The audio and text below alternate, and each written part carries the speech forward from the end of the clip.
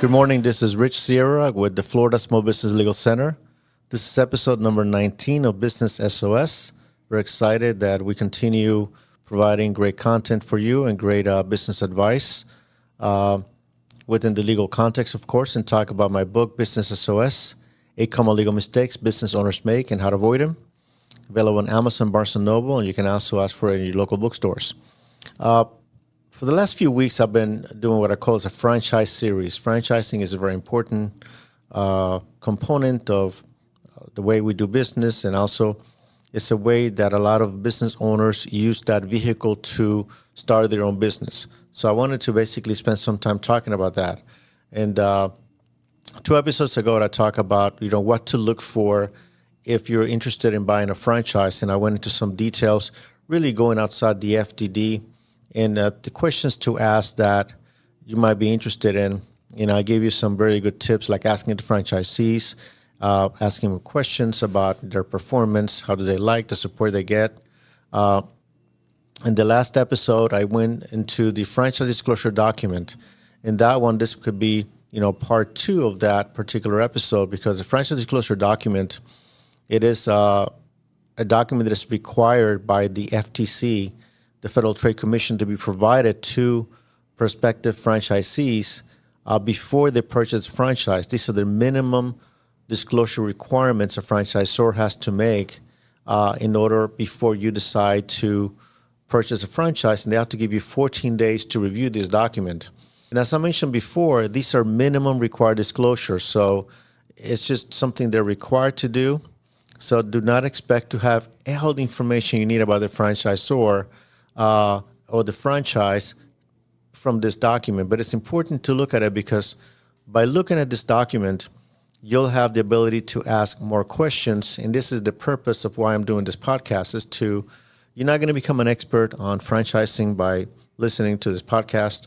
You're not going to have every information you need when evaluating purchasing a franchise, but it'll give you additional tools that will give you the ability to ask more questions as you begin to look at this document. And also, when you look at this document as well, you'll be able to look at it from a different perspective, as opposed to the first time you look at it, if you have no background, no legal background, you have never seen the document before, you're going to be overwhelmed. Sometimes it's like 200 pages long.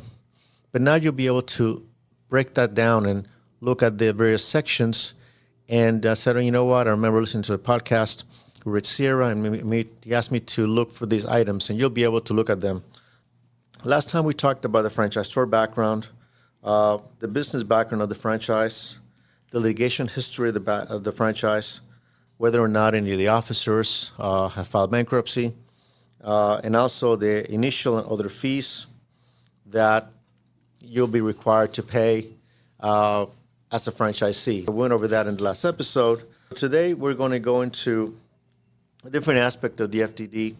And again, on my show notes, I will have a link to where I'm getting this information directly from the FTC. You'll be able to download this actual handout and be able to have a reference to it as well.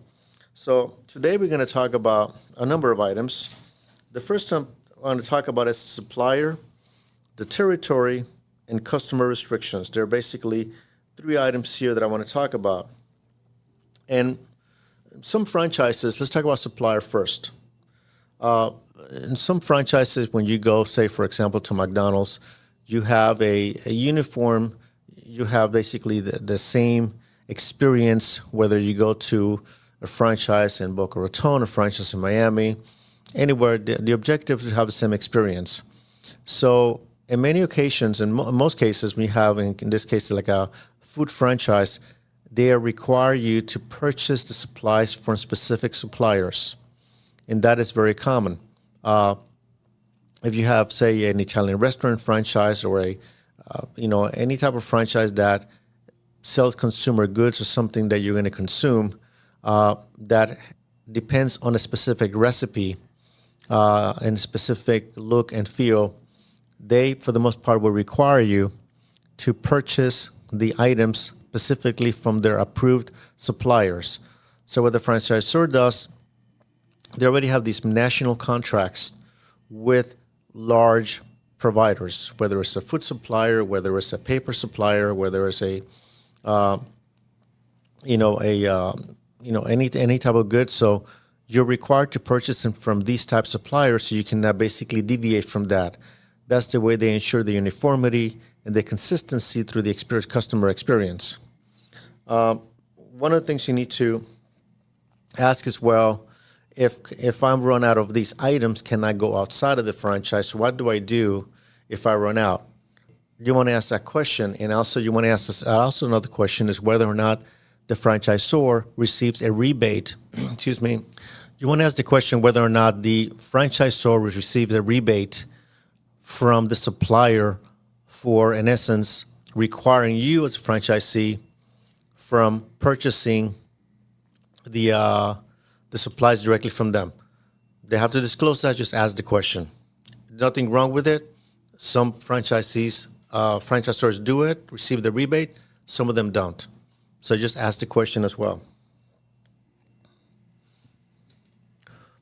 Something else also you will most likely be required to have is a POS system. It's something that you sell consumer goods to the consumer, whether it's a retail location, whether it's a restaurant. So the POS system is basically the system that you're gonna basically have where you collect the money. So it is the cashier, is the credit card system.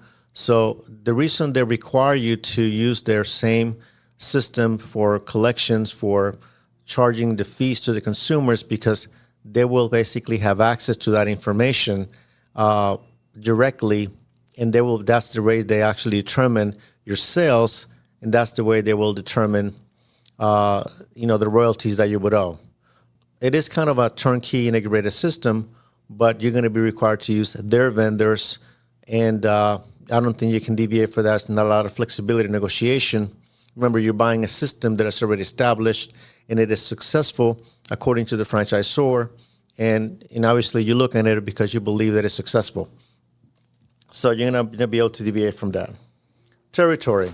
And I spent some time talking about territory in a prior episode. Territory is extremely important, and it's one of the most important decisions you're going to make in negotiating your franchise.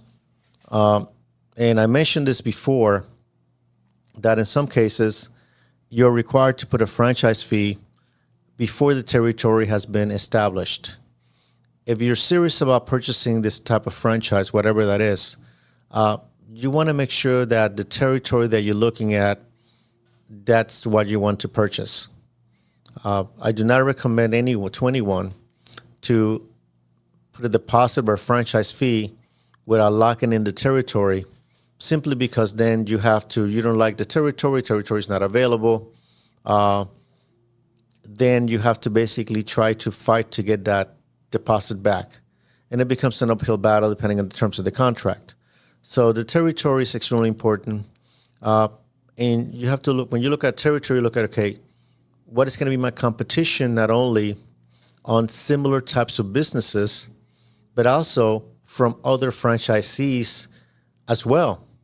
I mean, what is the distance between the radius from my franchise versus somebody else's franchise? Is it going to be a carryover? Is it going to be a situation that some of the customers from the other franchisee might be able to get some of my customers?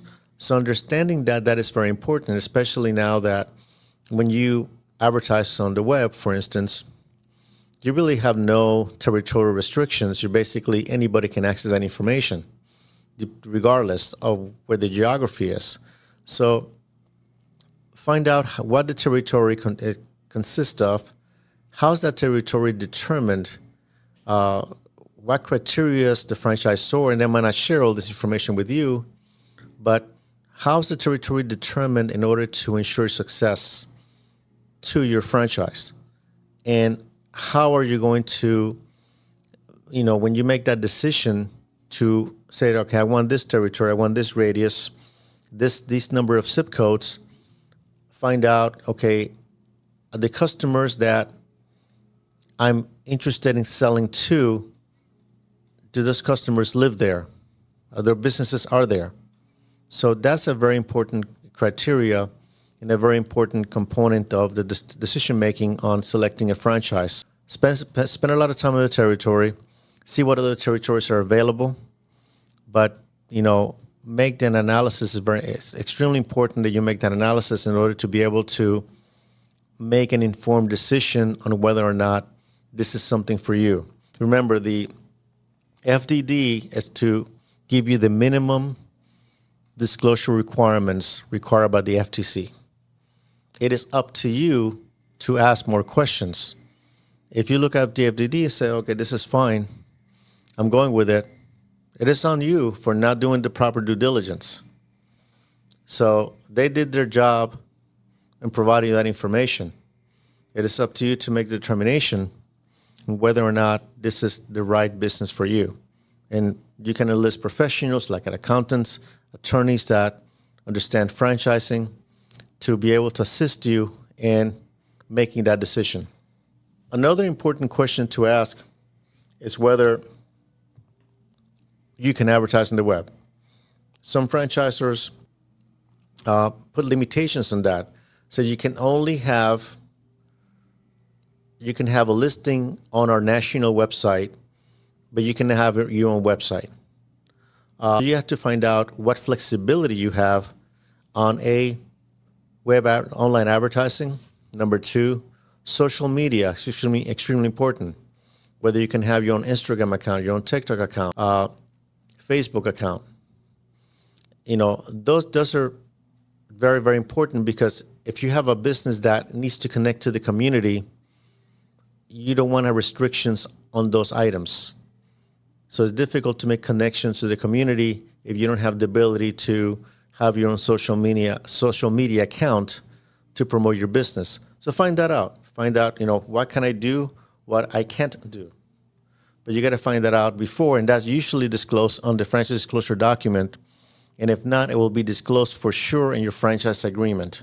But it'll be there. And we'll talk about the franchise agreement much later, and I'm actually going to dedicate a specific podcast segment on the franchise agreement. I'll go specific to those items because it's a longer conversation to have, and that's going to be the most important document that you're going to sign when you are purchasing a franchise. Your franchise disclosure document, your franchise agreement, and we will dedicate a show just to that. Let's talk about advertising and training. This is I kind of touched upon advertising just in the last just a few minutes ago. Part of your franchise royalties and part of the fees that you most likely will have to pay as a new franchisee or as a franchisee is that you'll have to contribute to an advertising fund. And that's very common through most franchises that I've seen, in terms of the FTDs that I reviewed. And that's the reason for that is that you're going to be contributing to an advertising fund so the franchisor can purchase advertising on behalf of the brand. And the objective is to purchase the advertising and promote the brand, so that way there's familiarity, and collectively all the franchisees pool their money together, the franchisor promotes the brand, and that's going to help you along the way. So that's one component of the advertising. The second one is that very likely you will be required to spend a certain amount of money in advertising. And the reason for that is that, the national advertising or regional advertising is going to cover so much.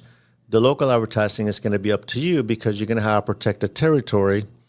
And by its nature, you have to promote within your territory to get the local customers. So the franchisor, as part of a business practice, will most likely require you're going to spend a minimum amount in advertising to promote your franchise. So find out what is the amount you have to spend, and also you got to put that in your business plan as well. Let's talk about training.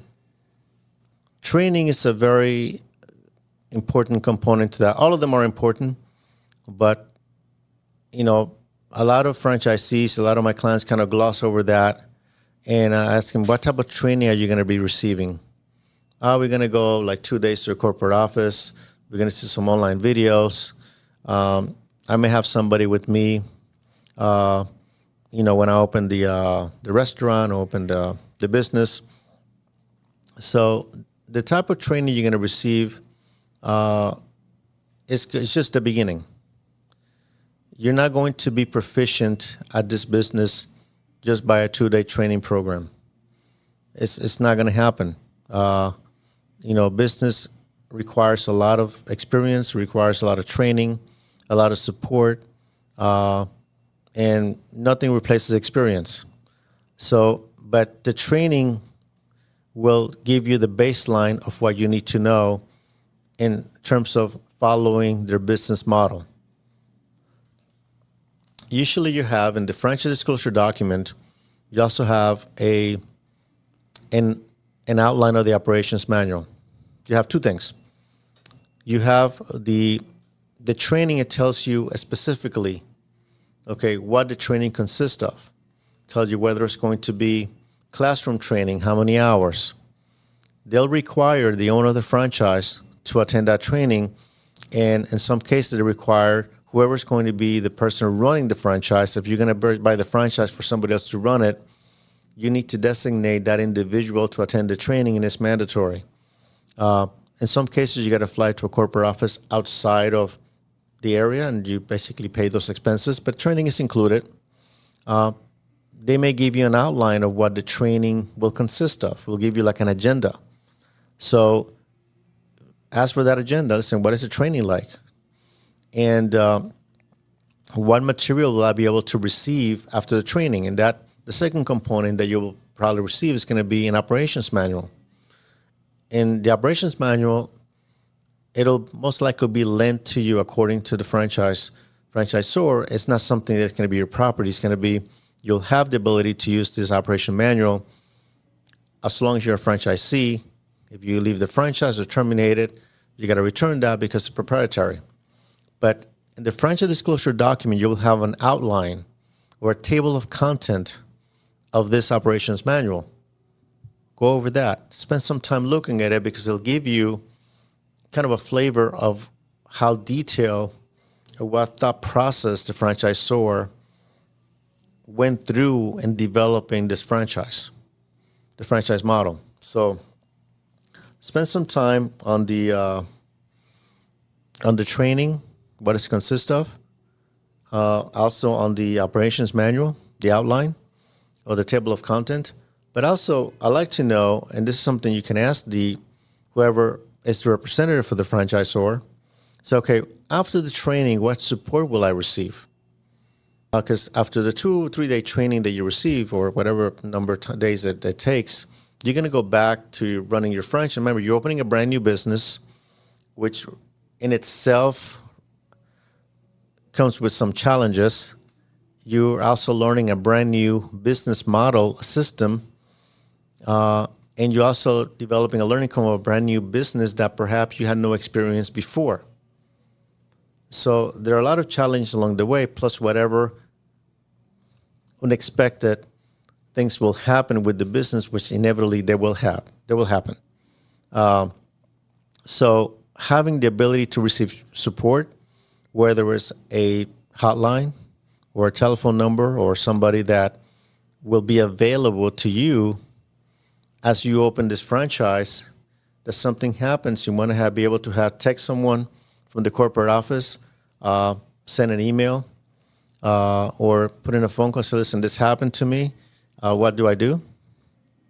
And it's very important. And also whether or not you'll have ongoing training along the way after that initial minimum training. That's as you develop that learning curve. So find that out. And also what I would suggest is to call other franchisees. In the franchise disclosure document, you will have a list of franchisees as well, of current and past franchisees. And you can actually find out whether when they started the franchise, if they're recent franchisees or somebody's been there in the system for a while. Put in a phone call and say, how was your training like? how did the training help you?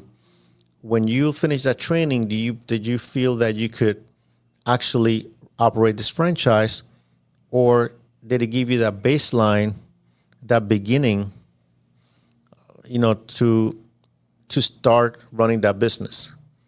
So I would ask that question. That will help you, give you more confidence in whether or not this particular franchise is right for you. The training and support is very important as you begin your journey as a franchisee.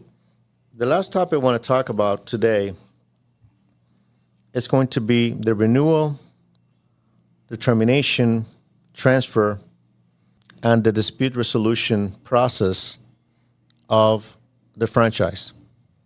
So one of the things, you got, when you look at your business plan and engaging into this new journey, or beginning this new journey, you got to determine, okay, how long will I keep this franchise? What is my plan of exit? Am I buying this franchise to run it for 10 years, maybe sell it? Am I buying this franchise to keep it for 5 in a 10-year period and then sell it at the midpoint? What is your exit plan? And as a business owner, you should think of an exit plan, simply because, A, nothing lasts forever.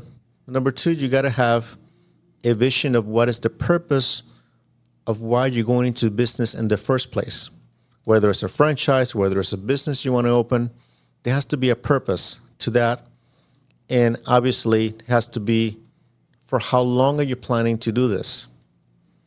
And so that goes into this particular section, and it's an important section. All of them are important, but now we're talking about exit. You said, okay, I'm interested in the franchise. I want to go ahead and buy it, or become a franchisee.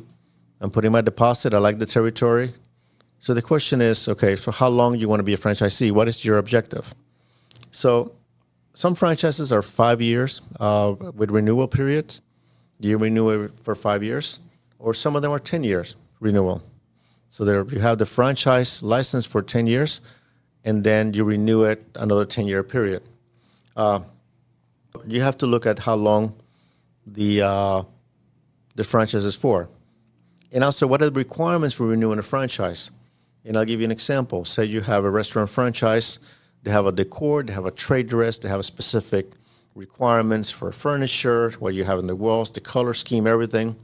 So it is not uncommon when you have a franchise that at the renewal period, or even before the renewal period, they said, okay, after this interval, we're going to require you to refurbish all the furniture. We're going to require you to repaint everything. So what is going to be the cost of that renewal? You need to at least have that in mind. How do I terminate the franchise?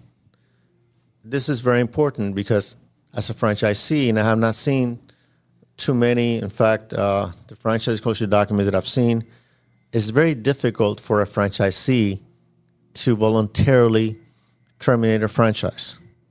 Then we repeat. It is very difficult for a franchisee to voluntarily terminate a franchise. The reason for that is because it is part of the contract. You can terminate the franchise in some cases by mutual consent, and there's a process to terminate the franchise if you want to terminate it.